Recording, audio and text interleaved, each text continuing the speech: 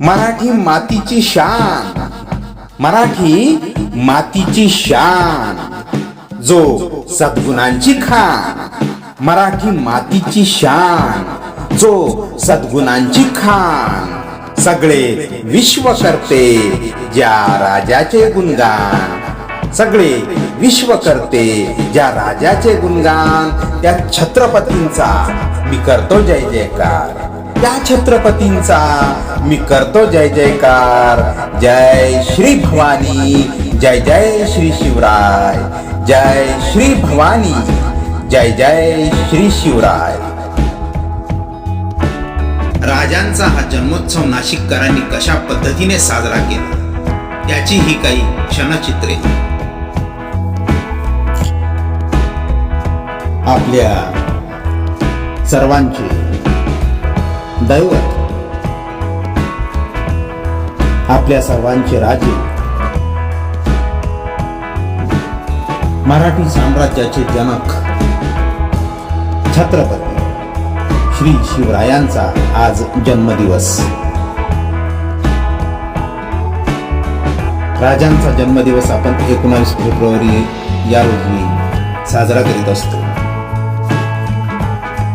राजांचा जन्म शिवनेरी किल्ल्यावर 19 फेब्रुवारी 1630 या रोजी झाला.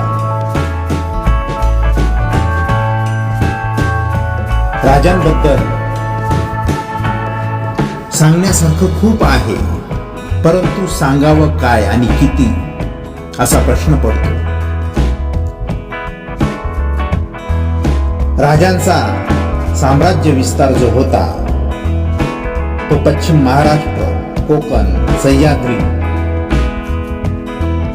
म्हणजे सह्याद्री डोंगरापासून नागपूर पर्यंत आणि उत्तर महाराष्ट्र खानदेश पासून दक्षिण भारतात तंजावर पर्यंत पसरलेलं होतं. हे जे साम्राज्य होतं हे मराठा साम्राज्य होतं, हे लक्षात घ्या. राजांनी आपल्या राज्याची राजधानी म्हणून रायगड या गडाची निवड केलेली होती.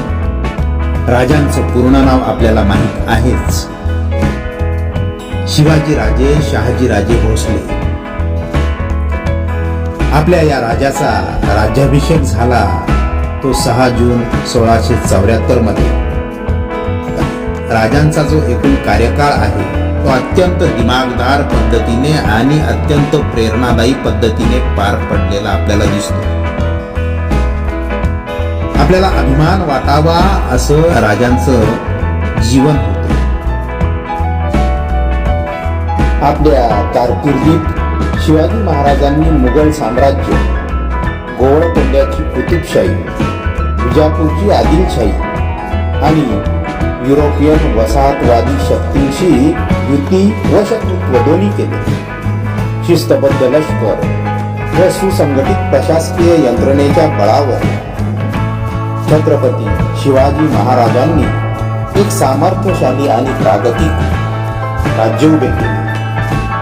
किनारी किंवा अंतर्गत प्रदेशातील किल्ल्यांची डागडुजी करण्यासोबतच त्यांनी अनेक नवे किल्लेही उभारले. शिवरायांनी शिस्तबद्ध प्रशासकीय संघटनांसह सक्षम आणि प्रगतिशील नागरी शासन स्थापन केले. त्यांनी प्राचीन हिंदू राजकीय परंपरा, न्यायालयीन अधिवेशने पुनरुज्जीवित केली.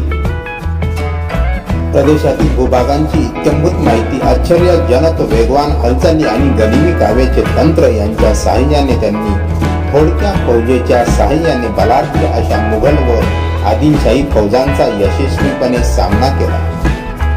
राज्यकारभारात तत्कालीन रूढ असलेल्या पारशी भाषेऐवजी मराठी आणि संस्कृत भाषेचा वापर करण्यास त्यांनी प्रोत्साहन दिले.